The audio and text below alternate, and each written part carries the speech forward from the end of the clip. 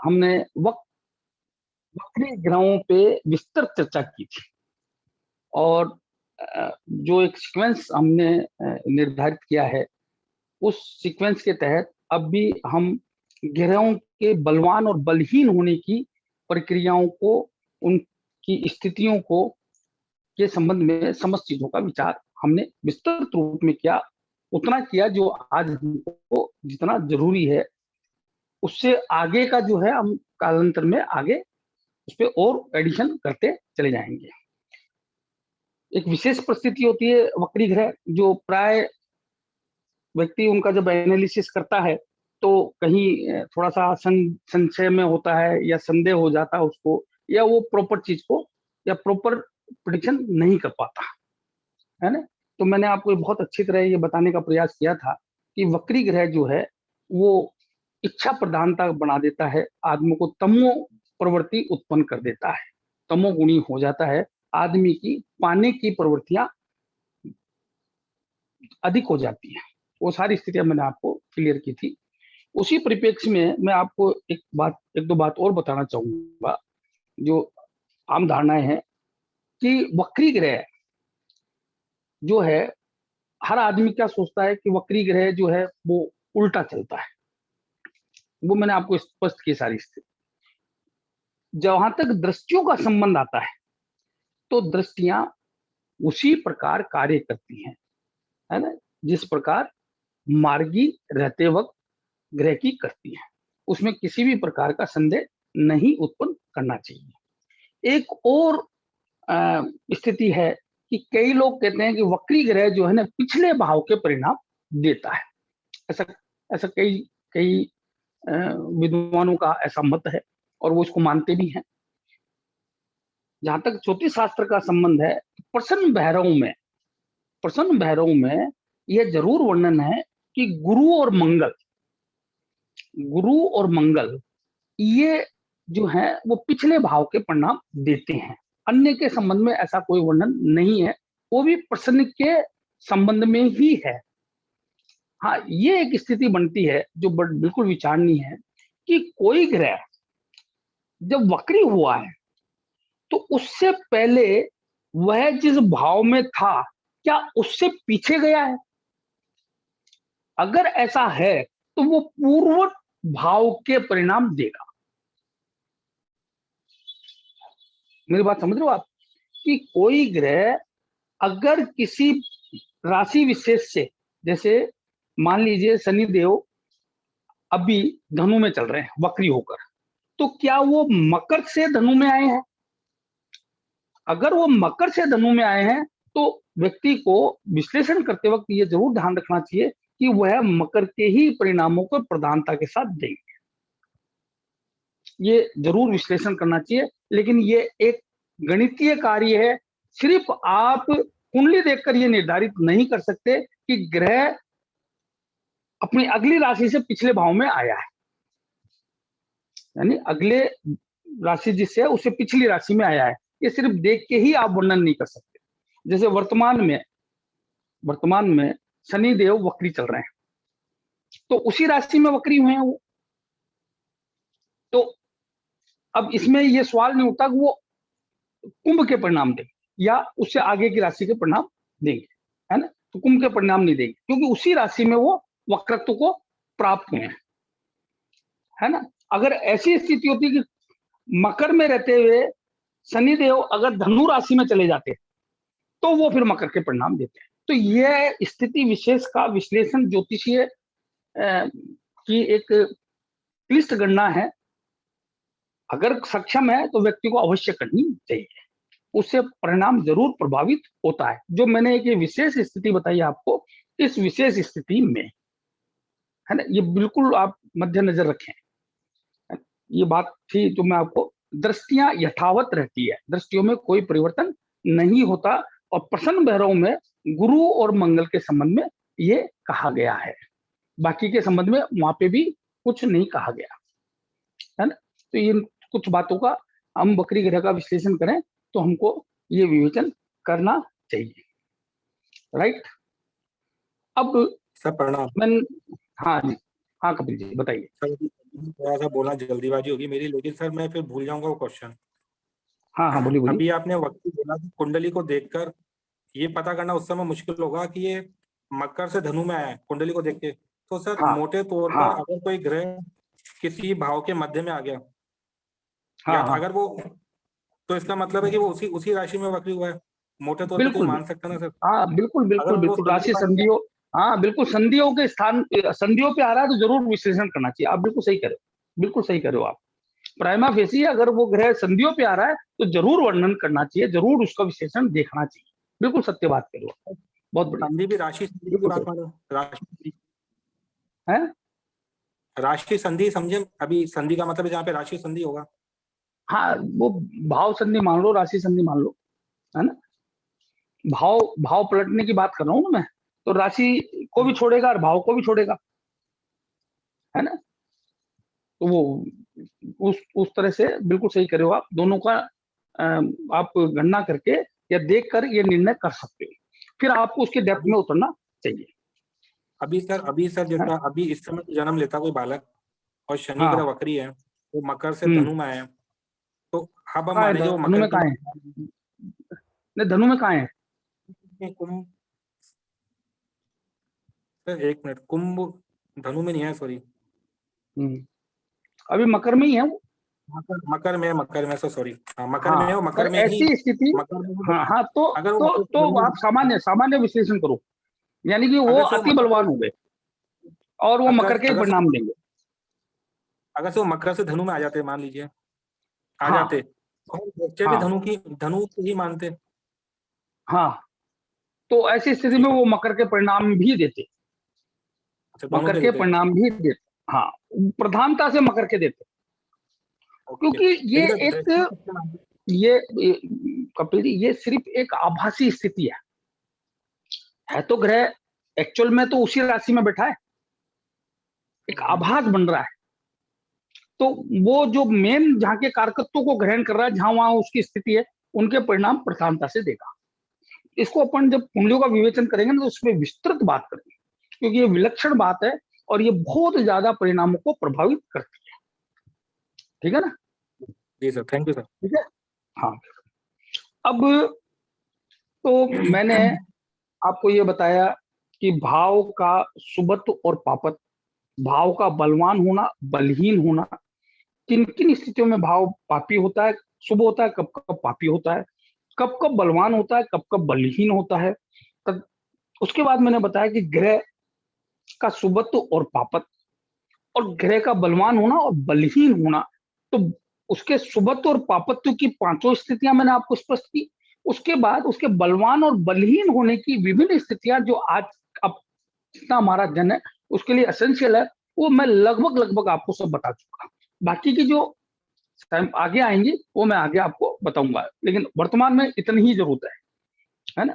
तो ये दोनों चीजें मैंने आपको बहुत स्पष्ट रूप से समझाई। क्या समझ में आई आप लोगों को? हेलो।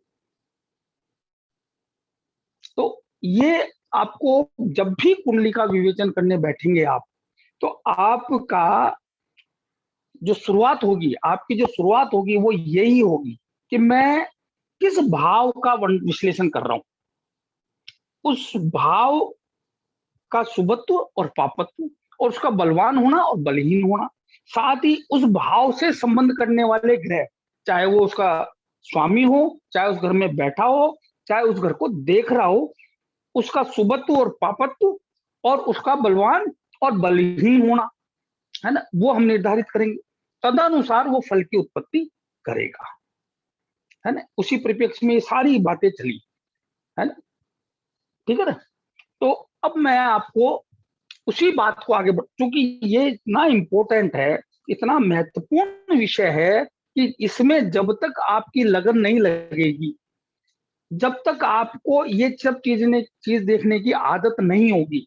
देखिए, मैंने आपको बहुत स्पष्ट किया कि भाव में बैठी हुई राशि का स्वामी जो है वो उस भाव का स्वामी होता है, लेकिन हर भाव का एक कारक भी है, हर भाव के स्वयं के कारकत्व भी हैं, उस ग्रह के भी कारकत्व हैं, उस कारक के भी कारकत्व हैं, है ना।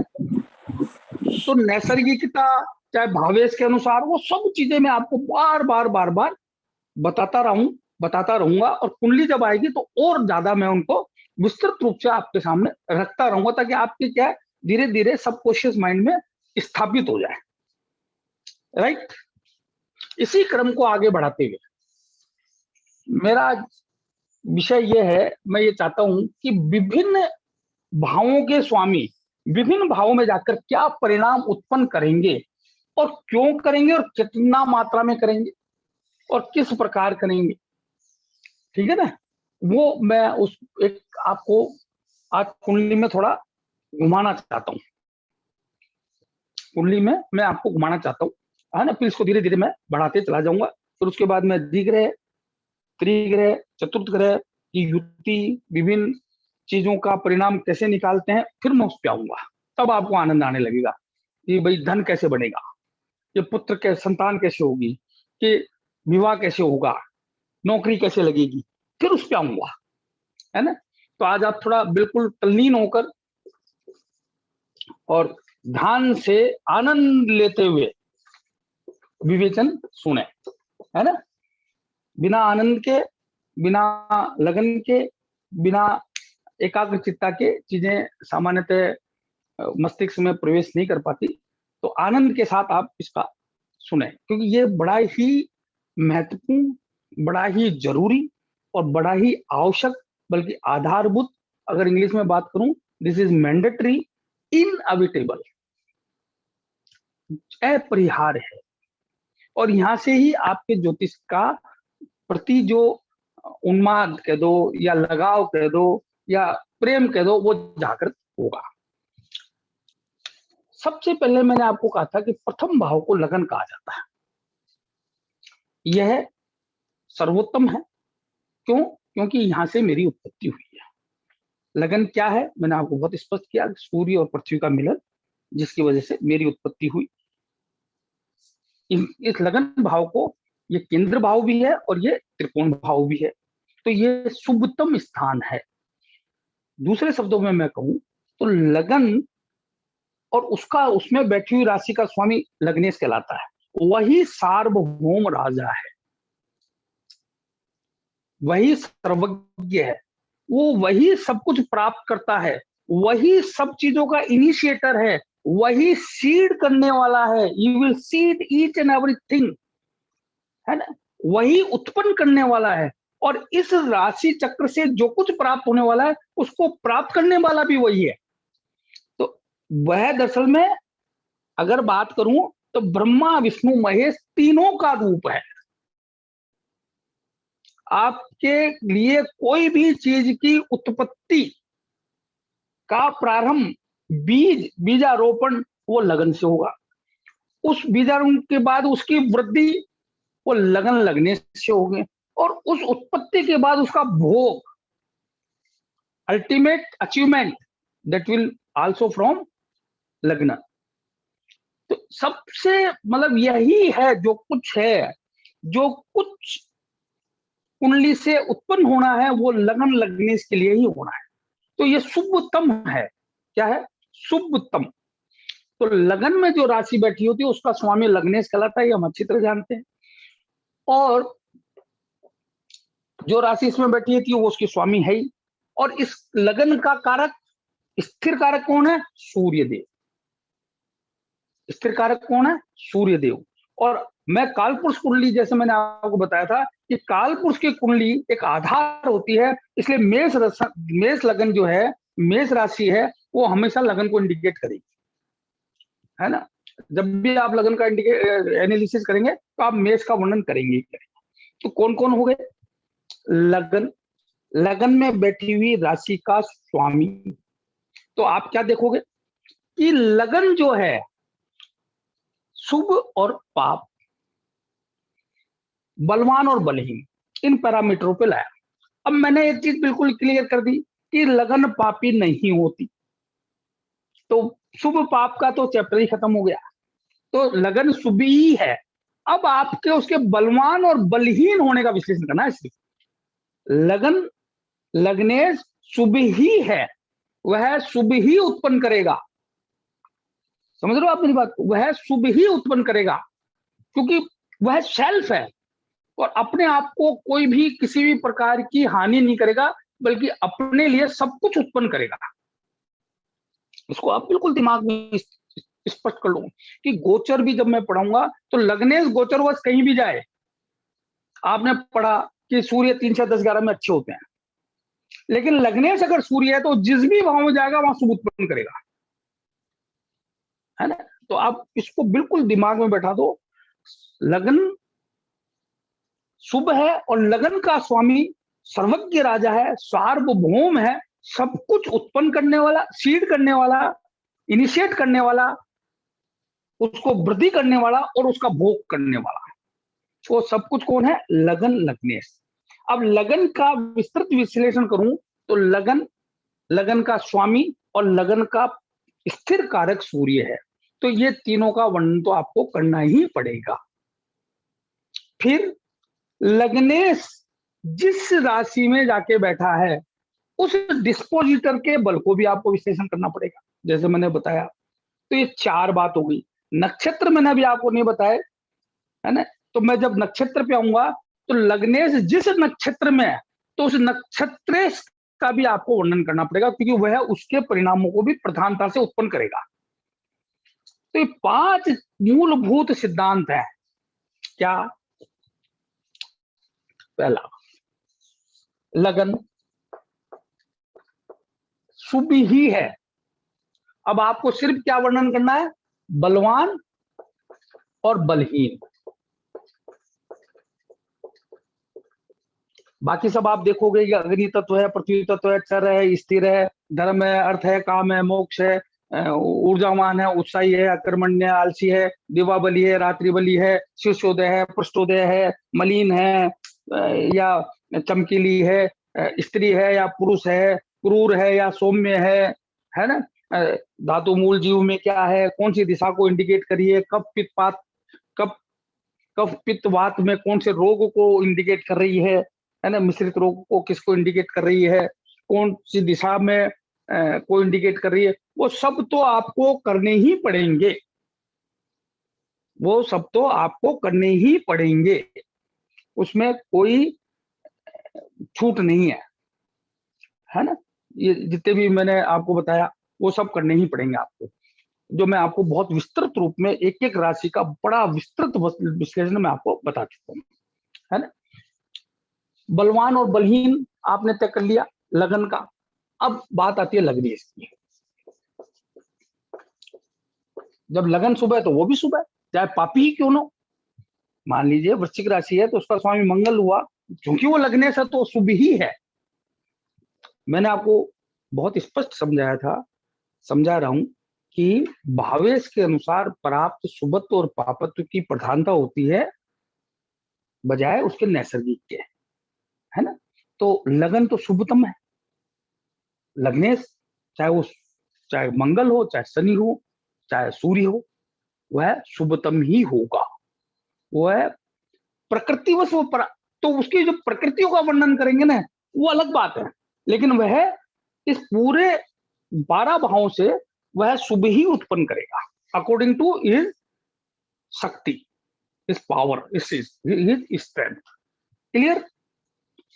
तो लग्नेश, अब लग्नेश का बलवान और बलहीन होना, अब लग्नेश भी शुभ है, शुभतम है, और बलहीन, इनका वर्णन करोगे जो मैंने सारी स्थितियां आपको बताई हैं, है ना? उन सबको स्थापित करके आप निर्णय क्या निकालोगे कि बलवान है, बलहीन है, कि मॉडरेट है, बहुत ज्यादा बलवान है। उसकी आप जितनी भी आपकी शक्ति अनुसार आप उसको बांट सकते हो। अगर आपको परसेंटेज में स्वाता है, आप उसको एनालाइज करते हो, तो आप 100 का एक पैरामीटर तय कर लें मानसिक रूप से, क्योंकि इनके कोई, ये आपको मानसिक रूप से तय करना पड़ेगा कि ये 30% सुबह है कि 40 है कि 50 है कि 60 है कि 100 है। उस तरह से आप स्थापित कर सकते हैं, वो आपके ऊपर निर्भर करेगा, है ना? या आप उनके 4 या 5, 6 स्थितियां स्थापित कर लें, वो आप पे निर्भर करेगा। क्योंकि यहाँ इसीलिए ज्योतिष क्लिष्ट हो जाता है, क्योंकि लाखों परमुटेशन कम्बिनेशन बनते हैं। ये ज्योतिषी की यहाँ ही जरूरत है, अन्यथा तो कंप्यूटर ही सारे काम कर देगा। ठीक है ना? तो आपने क्या देखा? बलवान और बलहीन। अब बात आती है इस भाव का कारक, स्थिर कारक कौन है? सूर्य। तो यानी मैं क्या कहना चाह रहा हूं, मैं ये कहना चाह रहा हूं कि किसी भी लगन लगने का वर्णन करो, खोलते ही आप करना शुरू कर देते हैं। बिल्कुल सत्य है, करना चाहिए, लेकिन क्या मेरे को सूर्य का विवेचन नहीं करना चाहिए? क्या मेरे को सूर्य का विवेचन नहीं करना चाहिए? और अगर मैं सूर्य का विवेचन नहीं कर रहा हूं तो मैं तो गलत हूं, कारक प्रभाव नहीं देगा। तो अगर आप कंप्लीट कुंडली का विवेचन करना चाहते हैं तो सूर्य देव का विश्लेषण आपको करना ही पड़ेगा। अगर लगन लग्नेश सूर्य और लग्नेश जिस राशि में बैठा है, लग्नेश का डिस्पोजिटर, मैंने आपको समझा दिया डिस्पोजिटर किसको कहते हैं, है ना, भावेश। अगर बलवान है, कौन कौन? लगन, लग्नेश, सूर्य और उसका डिस्पोजिटर। और पांचवी स्थिति जिस नक्षत्र में, देखिए थोड़ा भारी वाला चैप्टर है, इसको ध्यान से समझना, स्लोली चलेंगे, पर ये चीजें इनएविटेबल है, छोड़ा नहीं जा सकता है। इसमें ऐसा नहीं हो सकता कि मैं 40% ग्रहण करूं 30% छोड़ दूं, यहाँ कोई स्किप करने का कोई सवाल ही नहीं है। अगर स्किप करे, अगर आपने छोड़ दी कोई चीज, तो निश्चित मानिए परिणाम उत्तम नहीं प्राप्त होंगे।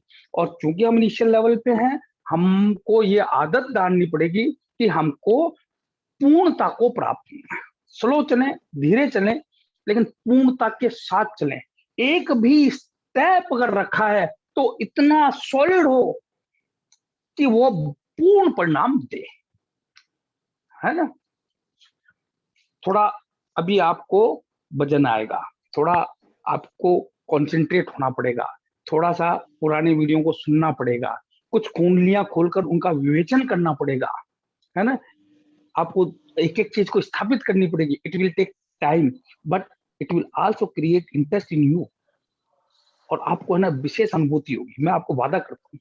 आपको इतना आनंद आएगा जब आप किसी भी एक अपनी कुंडली का कर लेना, अपने परिवार की किसी का कर लेना, और जब आप करोगे ना, और जब वो परिणाम आप साक्षात देखोगे, आपको इतना आनंद आएगा, मैं आपको बता नहीं सकता। You feel blessed. What a great knowledge, great शब्द ही छोटा है, ग्रेट मतलब अल्टीमेट नॉलेज एस्ट्रोलॉजी इज। आपको, आप हमारे ऋषियों को, है ना, जिन्होंने इस ज्ञान को बनाया, उस परम पिता परमेश्वर को जिसने हमको पैदा किया, इस ब्रह्मांड की समस्त शक्तियों को जिनको हमारे ऋषियों ने इकट्ठा किया, बार बार धन्यवाद दो। और it's like a testing the nectar. आपको ऐसा लगेगा कि अमृत की बूंदे मैं चख रहा हूं, लेकिन वो कब? जब इसको आत्मसात कर लोगे। You should have to assimilate each things which I have going today now, today onward. आत्मसात करनी है, आपके रग रग में बस जाना चाहिए। आप बात करो तो 5 बातें करो ही, 5 चीज कहो ही, है ना। ये नहीं खर्चे देखा आपने लगन ना, ये 5 चीज पे बात करो, ठीक है ना। तो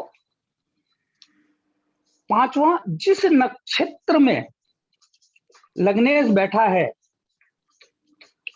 उस नक्षत्र के बल को, यानी उसके तो नक्षत्र डिस्पोजिटर, नक्षत्र का भावेश की क्या स्थिति है। तो नक्षत्र, अब मैंने चूंकि नक्षत्र भी आपको पढ़ाया नहीं, वो मैं बाद में पढ़ाऊंगा, लेकिन याद जरूर रखना है, नक्षत्र भावेश, राइट। ये 5 चीज मस्त है।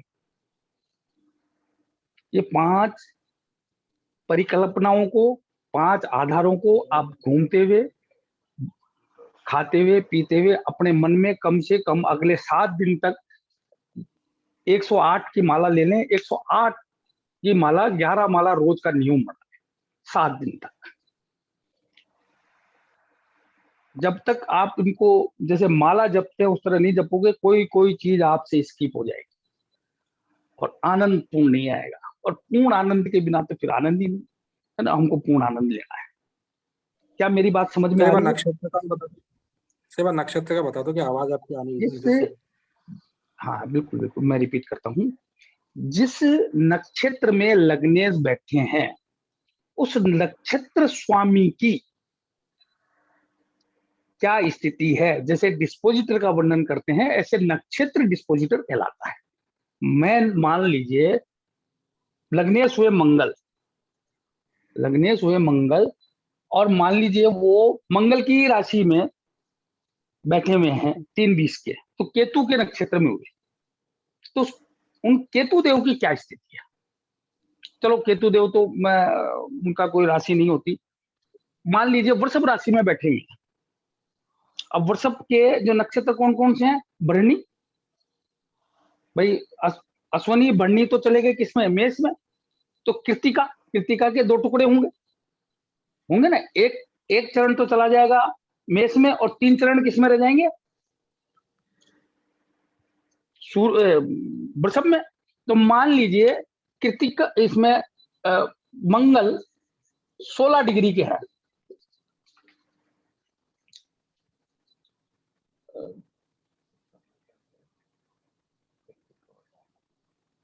आप मंगल 6 डिग्री के हैं, मंगल 6 डिग्री के हैं भाई, 3-20 तक तो चले गए मेष में, 3-20 से ऊपर आ गए तो कौन सा नक्षत्र आ गया? कृतिका। अब कृतिका के स्वामी कौन है? सूर्यदेव। तो आपको सूर्यदेव की स्थिति देखनी पड़ेगी इस तरह से। क्लियर? ये नक्षत्र डिस्पोजिटर, नक्षत्र के भावेश, तो ग्रह उसके भी फल देता है जिसके नक्षत्र में वह स्थापित होता है। कैसे देगा? उसकी शक्ति अनुसार। Right Kapil ji, clear? Yes sir, बिल्कुल। हाँ, अभी मैं इसमें ज्यादा अभी आपको नहीं बताऊंगा, जब तक मैं नक्षत्र नहीं पढ़ाऊंगा तब तक मैं अब इस पे आगे नहीं लेके जाऊंगा, बस इतना समझो आप।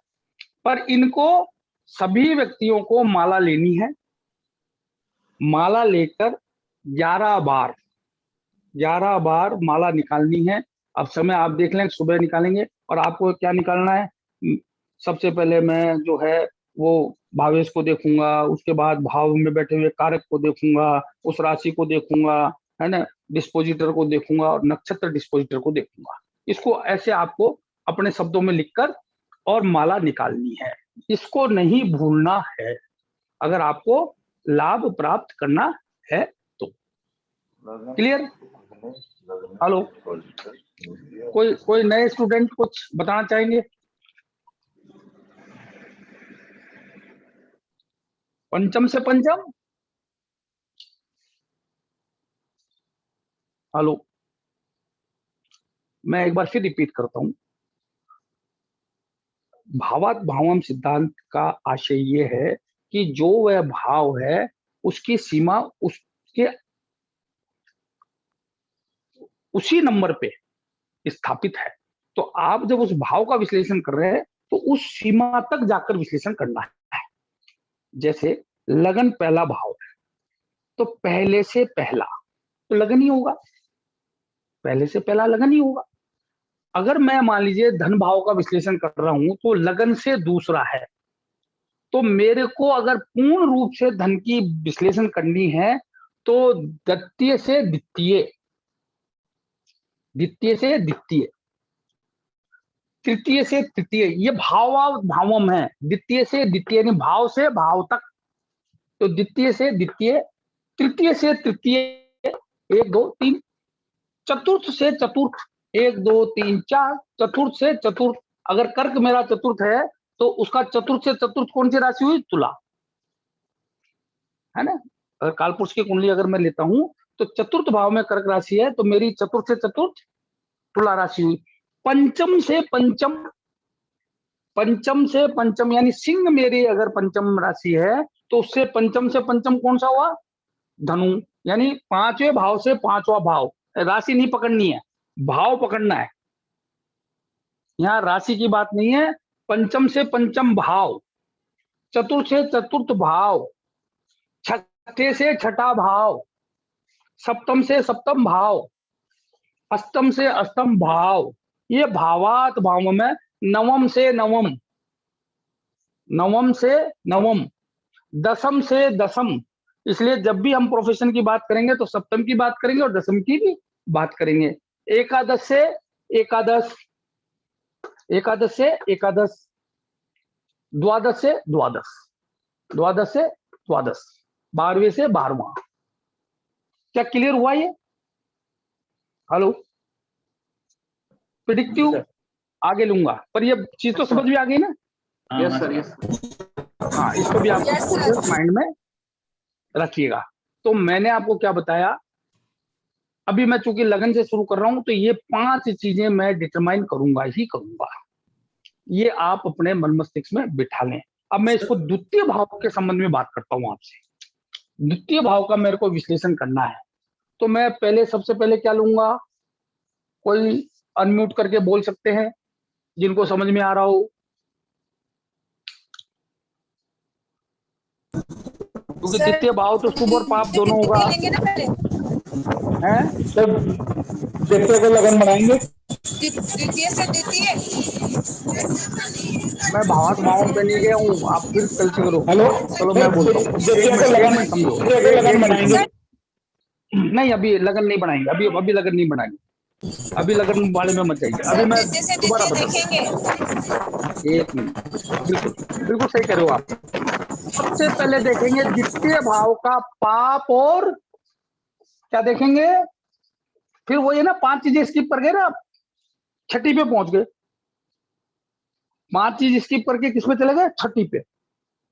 सबसे पहले क्या देखेंगे, द्वितीय भाव का पाप और शुभ, जो मैंने सारे पैरामीटर बनाए हैं। नहीं पता है तो वीडियो देखो पुराने, बार बार देखो, उसके नोट्स बनाओ, है ना? फिर क्या देखेंगे, द्वितीय देखेंगे कि नहीं देखेंगे? तो द्वितीय, अब पाप और शुभ देख लिया, फिर इसका बलवान और बलहीन होना नहीं देखेंगे?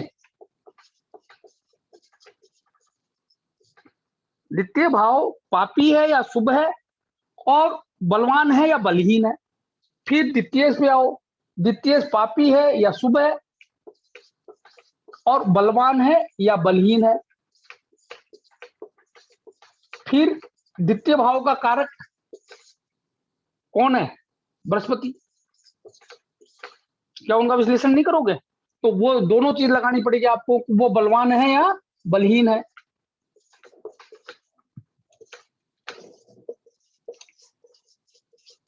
चौथा, dispositor of second house Lord, यानी कि द्वितीय भाव का स्वामी जिस राशि में बैठा है, उसके डिस्पोजिटर की क्या स्थिति है, देखोगे कि नहीं देखोगे? तो डिस्पोजिटर, डिस्पोजिटर के वो सारे वर्णन। फिर नक्षत्र डिस्पोजिटर देखोगे कि नहीं देखोगे?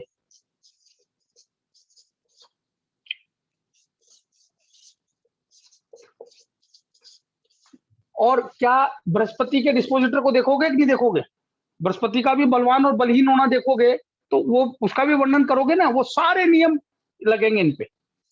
अगर आपको पूर्ण धन योग निकालना है, मान लीजिए विद्या का योग निकालना है, तो ये सारे पैरामीटर पे आपको जाना पड़ेगा। डिस्पोजिटर के भी आपको बलवान और बलहीन